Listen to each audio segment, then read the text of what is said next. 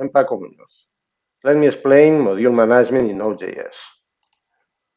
The contents of this presentation are the following. Let's start. There are many objects and functions that are widely used in our programs.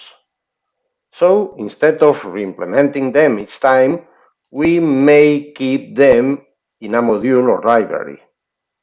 Indeed, in many programming languages, there are a large set of standard modules and libraries that are available for everyone, that is, for every programmer. However, in JavaScript, module usage wasn't standardized till 2015 in ECMAScript 6. Nowadays, that standard hasn't been widely adopted yet. And because of this, Node.js hasn't used that standard syntax since it has used modules since its first releases, more than 10 years ago. So let's explain module management in Node.js. The first important operation is to read a module, that is, to import that module in one of our programs. To this end, we should use the require operation. And require will return an object with a set of operations and constants. So that returned entity should be assigned to a constant or variable in our program. Besides, we should specify the name of the module to be imported, and to this end we have two alternatives. The first is to use a single name without any type of complement. In that case, we are referring to a standard module, or perhaps a module that is placed in the Node modules folder, because we have copied it to that place. The other alternative is to use an ID for the module with a given path name. This is intended for our own modules, and we should use a relative path name in order to refer to the file where that module is placed. The origin of that path name is the folder where the imported program is running. Example. Here, we are trying to import the default file system module that is included in all Node.js distributions. To this end, we are using the require operation and we are stating the FS name. And the result is assigned to a constant. And in this way, we may access all the operations exported in that module. How can we create a module? Well, let's explain this. In the first place, we should write a file that contains all the variables and operations or even constants that we want to export. Those elements should be set as properties and methods of an object whose name is module.exports, or simply exports. Other global constants, variables, or functions that aren't contained in exports and are declared in that file should be considered as private for that file, and they aren't exported. Let's consider the following example. We are trying to write a module that includes two operations related to the body mass index. To this end, we define an object.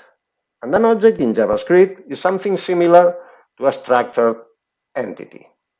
So we open braces and we define, in this case, two operations that are two methods of this object. The first operation requires two formal parameters, the weight and height of the individual being considered, and uses this expression in order to compute and return the body mass index of that person. On the other hand, we define the category method or operation or function that in this case receives as its input formal parameter the body mass index computed perhaps with the other method, and considers two different limits in order to assign as the possible category for that individual this other, or this third, depending on the limits being stated. And once we have defined this object with these two functions, we may export the entire object. So this module is exporting this first operation and this second. So now we, in the same folder, write a program that uses that module. To this end, it needs to include the contents of the module, and this is made using the required operation and assigning the result to a constant in this example. And later on, we use both operations exported by the BMI module, using those two operations on the data of 3 different people.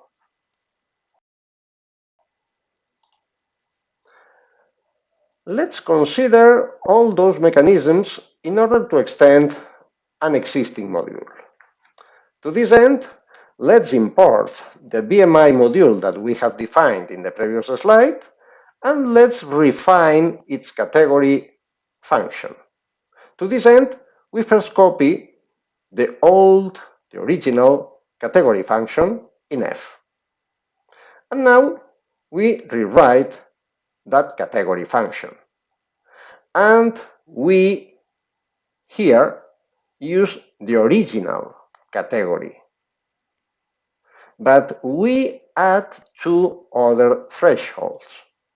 16 as an additional lower limit, and 30 as an additional upper limit. In this way, we have defined 5 different categories in this refinement of the category function.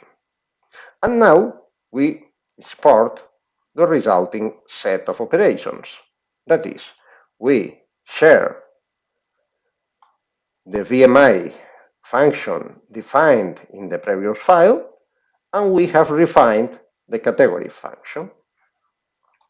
Now we may import this extended BMI module, and using the same data for those 3 people, we'll obtain 3 different messages, or more exactly, 2 different messages in the 2 extreme values.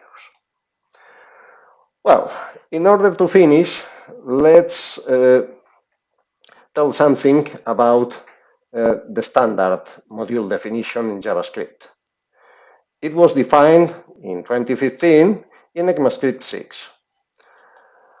And it defined these 2 standard operations: import instead of require, and export in order to export operations and variables.